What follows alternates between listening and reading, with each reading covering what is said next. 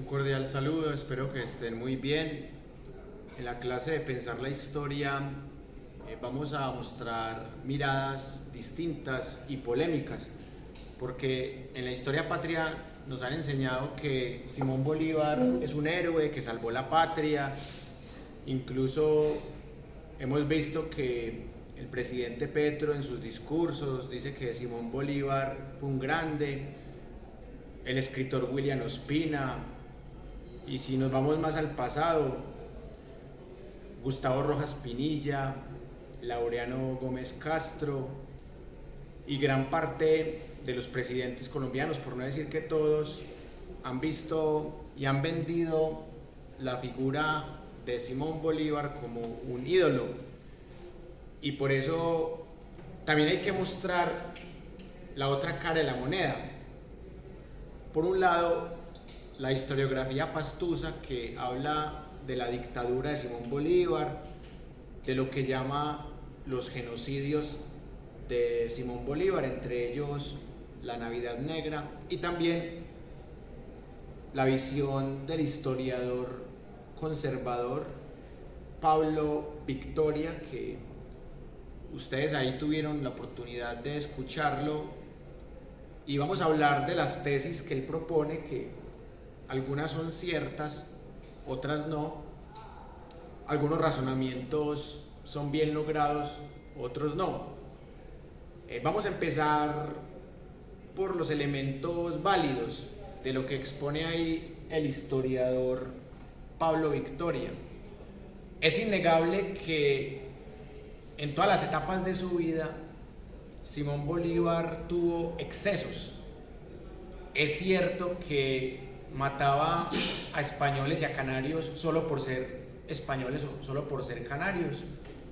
También es cierto que violaban mujeres, que mataban a piedra y a machete y a cuchillo para ahorrar bala, eran tacaños hasta para ser genocidas, también es cierto eso. También es cierto que Simón Bolívar fue cuestionado por muchas fuentes, no solamente por Marx, sino también por otros escritores de la época o cercanos a él.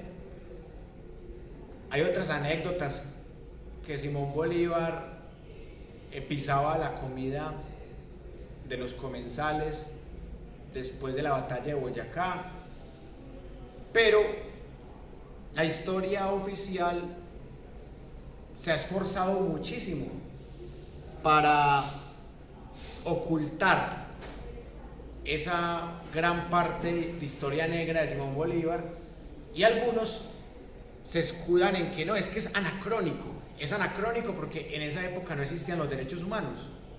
Bueno, pero sí existían los derechos del hombre de la Revolución Francesa, sí existían los derechos de la mujer, de Olimpia. No existían los derechos humanos de la ONU porque no existía la ONU.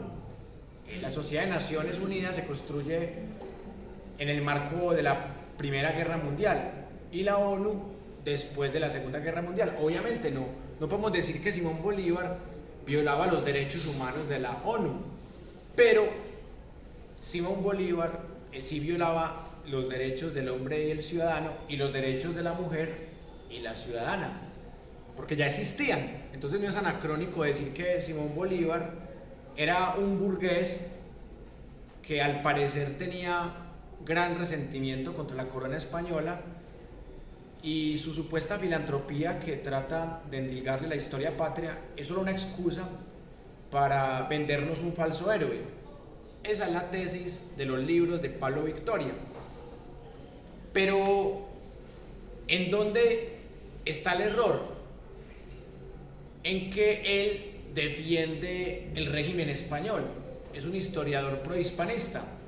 Él dice que aquí se vivía muy bueno, que éramos hermanos, que eso no fue ninguna guerra independentista, que fue una guerra civil, que llegaron Simón Bolívar, Santander y compañía y lo dañaron todo.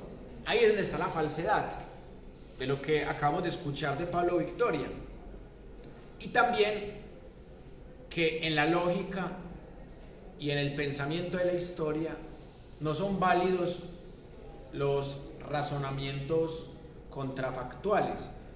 ¿Qué quiere decir eso? Es que hubiera sido así. No, es que si estos resentidos burgueses no dañan esa hermandad entre criollos y españoles, entonces seríamos una potencia mundial. Puede que no, puede que fuéramos un pueblo medieval más atrasado.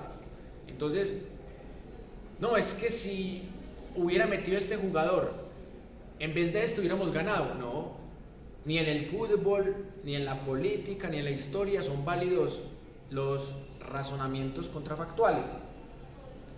Así que son básicamente esos dos errores, pero en todo lo que dice Simón Bolívar hay gran cantidad de fuentes que muestran que fue así, que son fuentes que han prohibido y han ocultado los defensores de la historia patria oficial. Si miramos los billetes, nos damos cuenta que en casi todos aparecen Simón Bolívar y Francisco de Paula Santander. Y esto tiene una explicación evidente, porque las guerras civiles del siglo XIX, en la era republicana, surgen a raíz de esta enemistad, que inicialmente era una amistad. Esta enemistad entre estos dos, entre comillas, padres de la patria. ¿Quiénes son los fundadores de los partidos tradicionales liberal y conservador? Seguidores de estos dos señores. ¿Quiénes fueron los presidentes después de la muerte de estos dos señores? Los admiradores de estos dos señores. Entonces, en algo sí tiene razón Pablo Victoria. Nuestra historia se ha construido desde las enemistades entre seguidores de caudillos y entre nuevos caudillos que han creado nuevos antagonismos.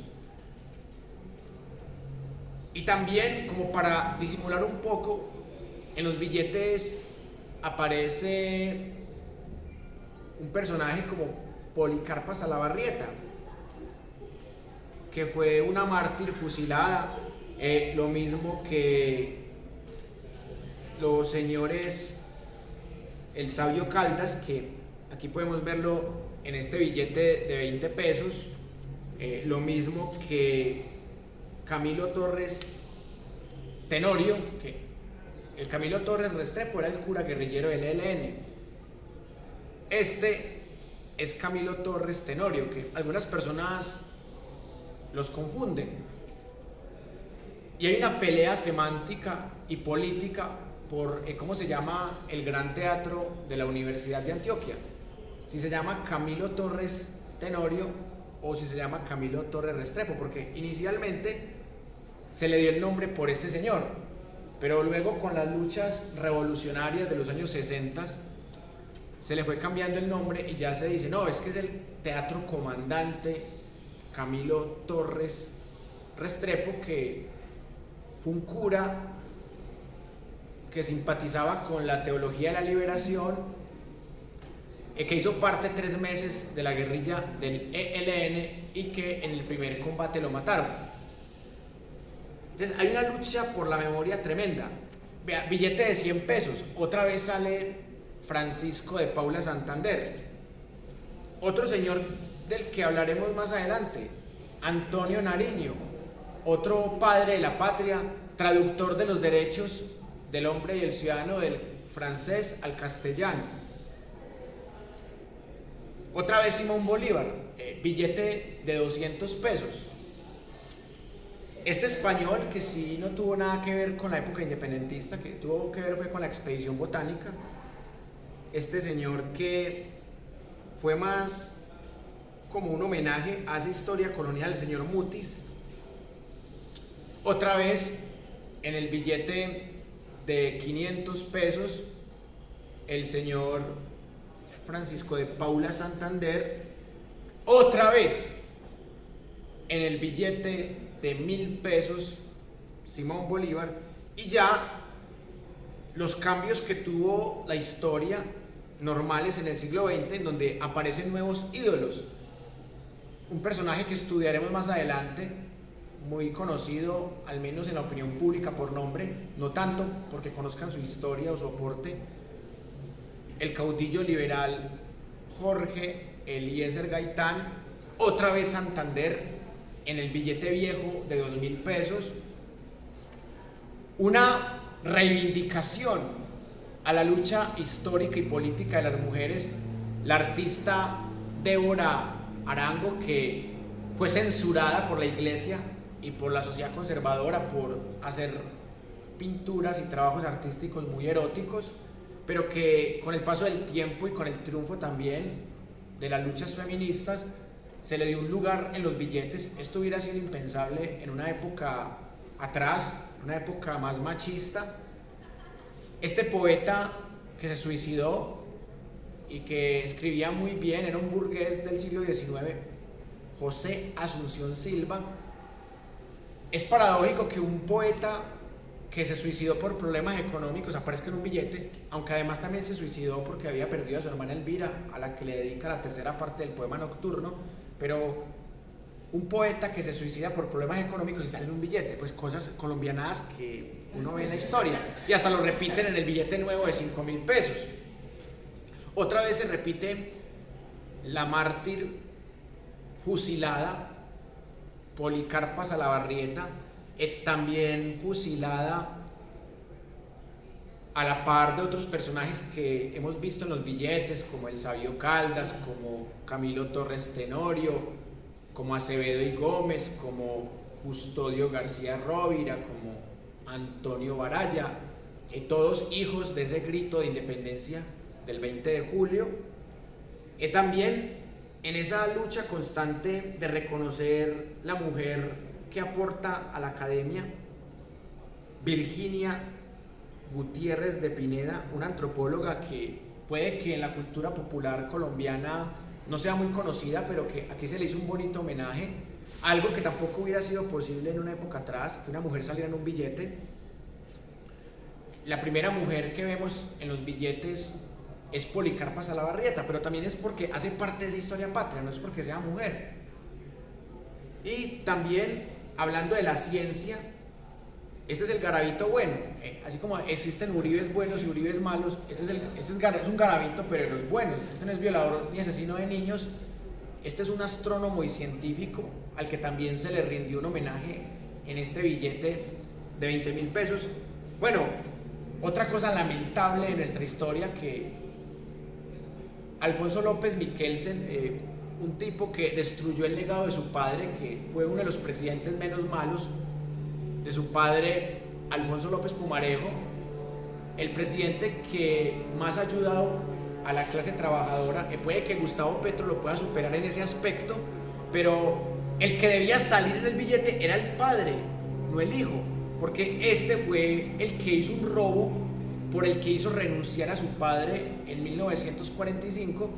Este gobierno de él fue nefasto, fue un gobierno que, entre otras cosas, tuvo gran aporte del narcotráfico cuando apenas estaban haciendo ese conjunto de carteles de la droga en Colombia. Entonces, un gobierno tan nefasto, y le hacen un homenaje a López Miquelsen. Y ni hablar del billete de 100.000, que ni lo quiero mostrar porque ese billete me da tristeza, que un billete de 100.000 pesos sea para otro oligarca del Frente Nacional como Carlos Lleras, que terminó robándole al país y favoreciendo a las multinacionales, haciendo una reforma agraria por aparentar, pero que en el fondo no fue una reforma agraria más fallida que la de Alfonso López Pumarejo. Entonces, ni mostrar el billete de 100.000, bueno, tampoco lo tengo en este momento, pero ustedes ya lo conocen, que yo me demoré como 3 años para tener uno y ya están llegando porque el dinero está devaluado. Y otro escritor, como el señor Isaacs, que es un escritor del siglo XIX, de novela romántica, y que también está en estos billetes por la misma razón que está el poeta José Asunción Silva, por la misma razón que está Débora Arango. Y si miramos el otro billete de 50.000, pues ahí está Gabriel García Márquez, que es el único castrochavista que aparece en los billetes. Pero no aparece ahí porque sea castrochavista, aparece ahí porque ganó el Premio Nobel de Literatura y lo ganó cuando estaba exiliado en México. ¿Y por qué estaba exiliado en México? Porque el dictador Julio César Turbay Ayala, el abuelo del actual uribista del Centro Democrático Miguel Uribe Turbay, Turbay Ayala lo exilió porque era amigo de Fidel Castro, porque era Castro. En esa época no existía el castrochavismo, existía solamente el castrismo, porque era seguidor y amigo de Fidel Castro, era izquierda, por eso exilian a Gabriel García Márquez y tiene que ganar el premio Nobel en México, y él terminó sintiéndose más mexicano que colombiano, pero aquí siguen sacando pecho por, ay, el Nobel de Literatura, pero es que lo exiliamos por castrista. Así somos en Colombia, así de doble moral, pero esperemos que esto vaya cambiando. Y por último, otro billete que seguramente va a sacar más ediciones, como el de José Asunción Silva, que es el mismo Gabriel García Márquez. Aquí está. Bueno, casi lo voto y dice todavía vale. Bueno, todos valen, pero a veces también los viejos terminan valiendo más. Pero nuestro país hermano de la República Bolivariana de Venezuela no se queda atrás. Miren, Simón Bolívar se repite en los billetes. Si de algo sirvió la devaluación del bolívar es que ya uno los consigue más fácilmente. Entonces aquí sirven como documento histórico. Esto ya no vale nada, pero sí vale como documento histórico. Entonces miren, la idolatría por Simón Bolívar en Venezuela es superior que en Colombia, y esto lo digo porque hay ciudades de Colombia donde Simón Bolívar es persona no grata. En Pasto, vea, el que vaya a la ciudad de Pasto, Colombia, y se tome una foto, una selfie al lado de una estatua de Simón Bolívar, le pongo 5 ya mismo. O sea, en las 3 unidades de la materia, le pongo 5 y se va. O sea, el que vaya a Pasto, le tome una foto, diga, vea, estoy aquí en San Juan de Pasto, al lado de la estatua del Libertador Bolívar. La única ciudad de Colombia que no tiene estatua de Simón Bolívar es Pasto. ¿Pero por qué? Por la Navidad Negra de 1822, porque el dictador Simón Bolívar masacró al pueblo pastuso, asesinando a más de 500 pastusos porque no querían independizarse de España. ¿Y por qué no se querían independizar? Porque se sentían más cómodos, porque preferían los dictadores españoles al dictador genocida Simón Bolívar. Pero esto la historia patria no te lo va a contar. Pablo Victoria sí te lo cuenta, pero tratando de mostrar a los españoles como los buenos. Ahí está también el sesgo que uno puede vislumbrar ahí. Pero realmente, ¿quiénes fueron grandes? Los maestros de Simón Bolívar. Esos sí fueron grandes. Empezando por Simón Rodríguez, bueno, que también se repite en los billetes venezolanos. Este señor era un ilustrado. Este señor no violó a nadie, no mató a nadie. Cuando educó a Bolívar, Bolívar todavía no era un asesino, ni un dictador, ni un genocida.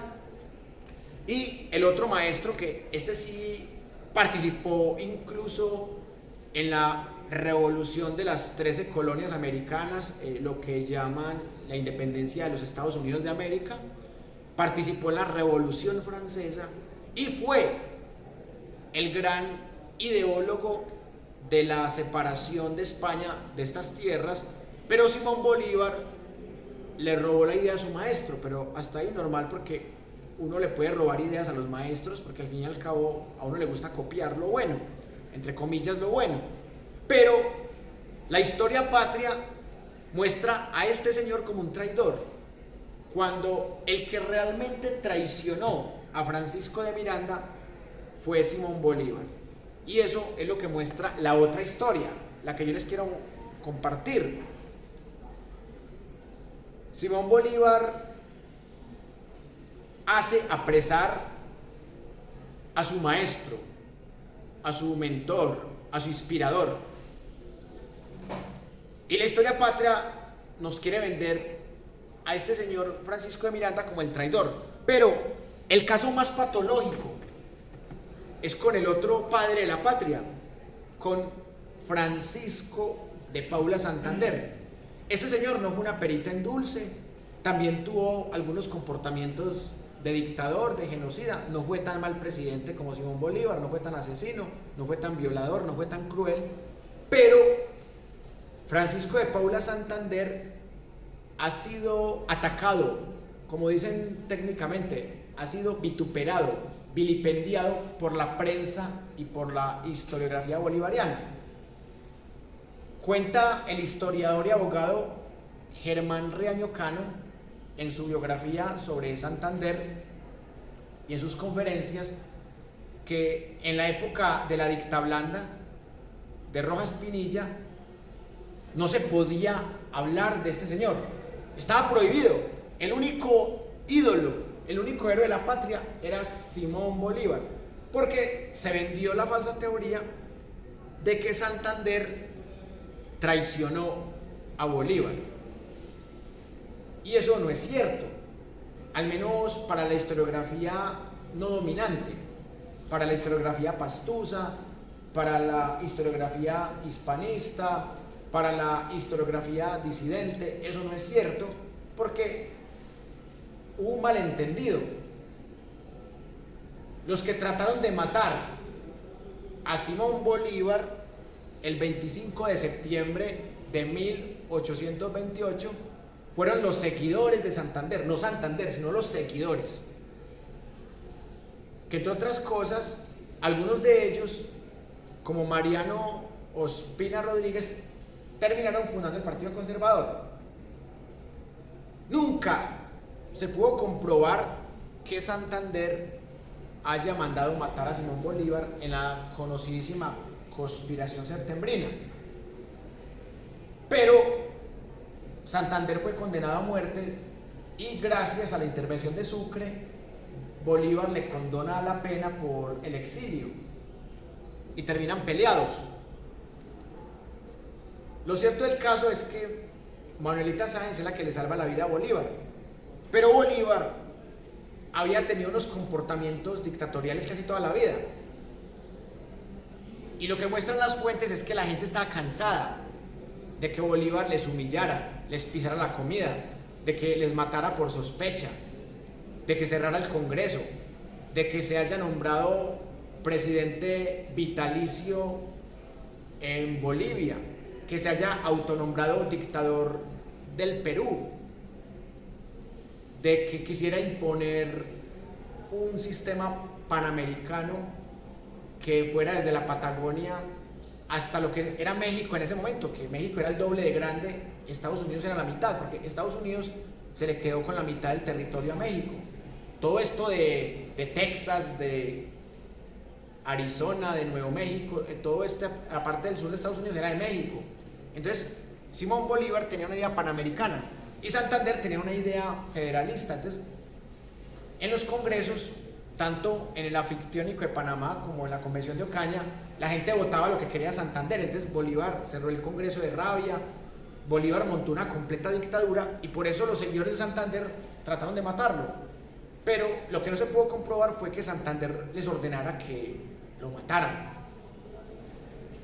Pero la historiografía bolivariana ha creado un odio profundo contra Santander, lo pintan más malo de lo que es. Por eso la historiadora Pilar Moreno de Ángel dedicó varias décadas de su vida a escribir el libro más completo sobre Francisco de Paula Santander. Son 1162 páginas que tiene este libro.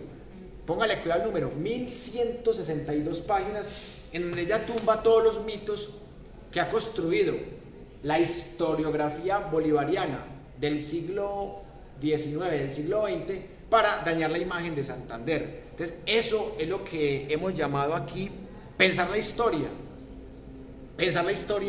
desde los billetes, desde las fuentes hispanistas, desde las fuentes indigenistas, desde las fuentes burguesas, desde las fuentes marxistas y sobre todo desde aquellos pensadores criollos como el filósofo de Envigado Fernando González, que hace parte de esa retórica de que Simón Bolívar es un héroe, que Simón Bolívar no se equivocaba, que era casi un dios. Miren cómo titula aquí el libro, que es bastante sesgado, del filósofo envigado Fernando González, Mi Simón Bolívar. Y mire cómo titula el que el mismo Fernando González escribe sobre Santander. Y acá dice que Santander era envidioso, que le tenía envidia a Bolívar, pues seguramente porque Bolívar mataba más. Santander quería matar más que Bolívar. No, es que Santander mató 40 y Bolívar mató 3.000, entonces Santander quería tumbarle el récord, pero estaba muy lejos. Más fácil algún jugador colombiano le tumba los récords a Messi, que tumbarle Santander los récords de genocidios a Bolívar. Que no, que es que Bolívar era más guapo, que Bolívar era más conquistador, más guapo no, más violador. No, que es que Santander era traicionero, que tenía lo peor de la raza colombiana. Entonces, esto es el libro más falaz que yo he visto de Santander. O sea, si ustedes quieren ver lo que es una mirada académica seria de Santander, léanse estas casi 1200 páginas de la historiadora Pilar Moreno de Ángel. Un estudio cuidadosísimo, basado en datos, en hechos, en argumentos, sin rabias. Y si quiere ver un estudio enfermizo de Santander, léanse a Fernando González. Ahí está. Esa es mi primera tesis.